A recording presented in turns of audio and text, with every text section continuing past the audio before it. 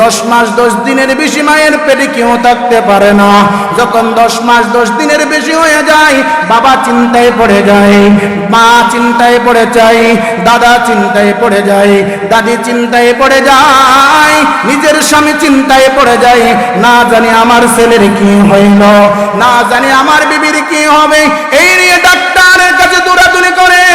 মহান আল্লাহ তাআলা বলেন, ও বান্দা, 10 মাস 10 দিনের জন্য আমি আল্লাহ তোমার মার গর্ভকে নির্দিষ্ট করেছি। 10 মাস 10 দিন পরে তোমার দুনিয়ার মধ্যে চলে আসতে হবে।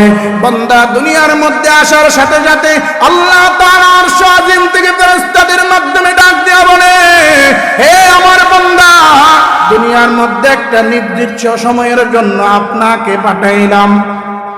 কারো হায়াত 10 বছর, কারো হায়াত 20 বছর, কারো হায়াত 50 বছর, কারো হায়াত 60 বছর। এই নির্দিষ্ট সময় যখন শেষ হবে, তখন আমি আপনি আর কেউ থাকতে পারবো না। মুসাফির यहाँ सब है कबर है फिर ठिकाना, कोई आगे रवाना है कोई पीछे रवाना। কেউ থাকতে পারবো না বাজান, চোখটা বন্ধ করে দেখেন না। আপনি যখন মারা যাবেন, আপনার ছেলে একদিন কান্না করবে, 1 ঘন্টা কান্না করবে, 2 ঘন্টা কান্না করবে, আপনার ছেলে আর কান্না করবে না। আপনার কবরের পাশেও যাইবেন না। ও বাজান, যেই ছেলের জন্য বিল্ডিং বানাইলেন, যেই ছেলের জন্য কোটি কোটি টাকা ইনকাম করলেন,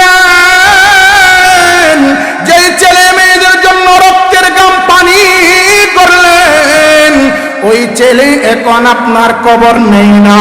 ও বন্ধুরে আমার, খেয়াল করে দেখেন, ছেলে আপনার কবরে যায় না, কবরে আপনার একা একা যাইতে হবে। একা একা যাইয়া আপনার কবরে আপনার থাকতে হবে। কার জন্য কোনো লক্ষ টাকা দিয়ে গেলা, কোটি কোটি টাকা দিয়ে গেলা, হাজার হাজার কোটি টাকার মালিক বানাই দিলা, লক্ষ লক্ষ বিল্ডিং স্টোরের মালিক বানাই দিলা। ও বন্ধুরে আমার, খেয়াল করেন না, 2 চোখ যখন বন্ধ হয়ে গেল, আপনার ছেলে আপনার জন্য দান করে না, কিছুই করে না, আপনার কবরেও যায় না। আসসালামু আলাইকুম ইয়া আহলাল কুবুর বলে এই শব্দটা বলার সময় তার নাই। ও বান্দা, ও আমার দুস্থ বুজুর্গ, অন্তরের কানটা লাগাই দিয়ে শুনো বাজান। ও মুসলমান, আপনি যখন কবরে যাইবেন, আমি যখন কবরে যাইব, কবরে যাওয়ার সময় লাগবে, আর ওইদিকে বিবি ইদ্দত পূর্ণ করার আগে অন্য স্বামী গ্রহণ করার জন্য চেষ্টা করবে। ছেলে সন্তান বাঘ বটওয়ারা নিয়ে ব্যস্ত, আপনার বিবি সম্পদ নিয়ে ব্যস্ত, আপনার বিবি যৌন চাহিদা নিয়ে ব্যস্ত, আমারও বিবি যৌন চাহিদা নিয়ে ব্যস্ত থাকবে। আমারও কবর কেউ নিবে না, আপনারও কবর কেউ নেবে না। এই অন্ধকার কবরের মধ্যে একা একা থাকতে হবে। জানা নাই কেউ দেখার জন্য, দরজা নাই ঢোকার জন্য। ও বন্ধুরে আমার, তখন আমার রব ফেরেশতা পাঠাইবে, বলবে তোমার রবকে।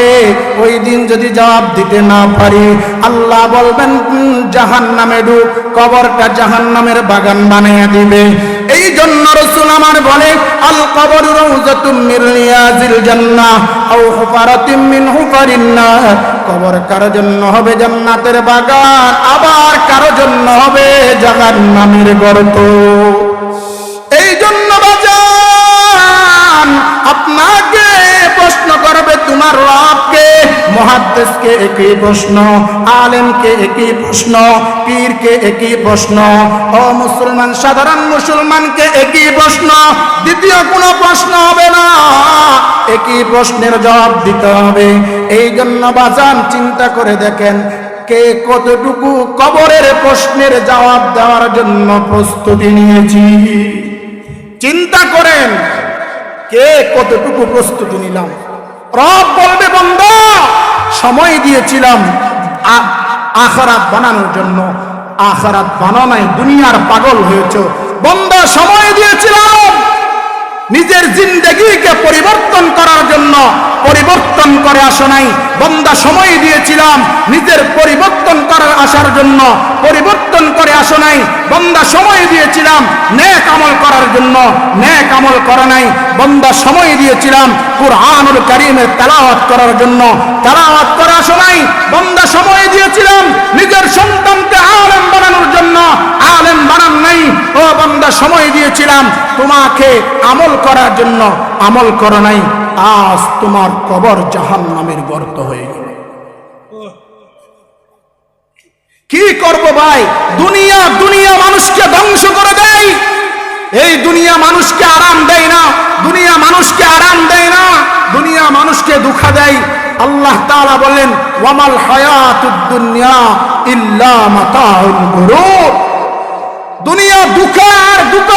এই দুনিয়ার পাগল যারা হয়েছে জিন্দেগি শেষ হয়ে গেছে। এই জন্য বাজান নিজের জিন্দেগিকে গড়ার জন্য প্রস্তুত নিতে হবে।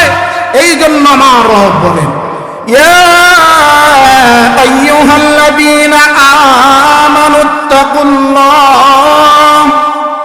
হে ঈমানদাররা তুমি জানো আসমান থাকবে না, জমিন থাকবে না, দুনিয়ার কুল কায়নাত কিছুই থাকবে না। এই জন্য তোমার জন্য একটা মেডিসিন আমি রব নাজিল করতেছি।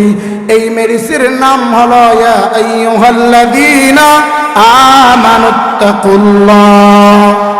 সুবহানাল্লাহ বলেন না। আল্লাহকে বেশি বেশি ভয় করা, আল্লাহকে বেশি বেশি ভয় করা। রবকে যে যত বেশি ভয় করবে আখিরাত কামানো তার জন্য তত বেশি সহজ হয়ে যায়।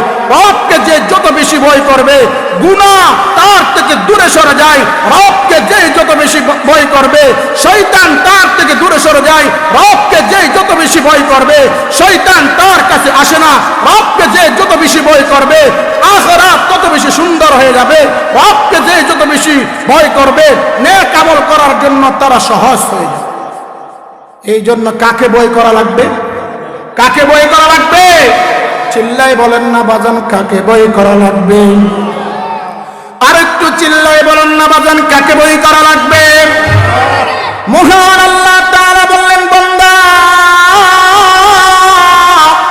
ও সকরিয়া এলাকার মুসলমান, আল্লাহ তাআলা বললেন বান্দা আমাকে ভয় করো, তোমার আখিরাত সুন্দর হয়ে যাবে।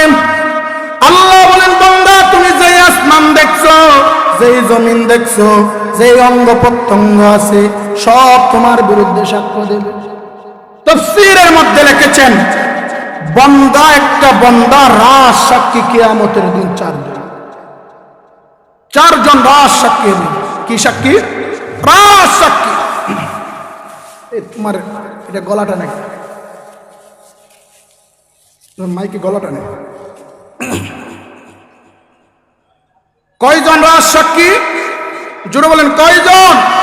চারজন। শুনবেন তো ইনশাআল্লাহ। আল্লাহ তাআলা এই চারজন সাক্ষীর প্রমাণ কুরআনুল কারীমের মধ্যে দিচ্ছেন। নাম্বার 1 আল্লাহ বলেন জমিন ইয়াউমাইযিন তুহাদ্দিসু আখবারাহা। বান্দা এই জমিন কাল কিয়ামতের ময়দানে আমার এবং আপনার বিরুদ্ধে সাক্ষ্য দেবে। ও বন্ধু, জমিন বলে দিবে আল্লাহ এই নাফরমান দুনিয়ার মধ্যে এই এই কাজ করেছিল। এই জায়গাটাও কাল কিয়ামতের ময়দানে আল্লাহ সুবহানাহু ওয়া তাআলার কাছে সাক্ষ্য হয়ে যাবে। এই তোমার মাইক ঠিক করো, প্রথমে একবার এখন আরেকবার। প্রথম তো ভালো ছিল।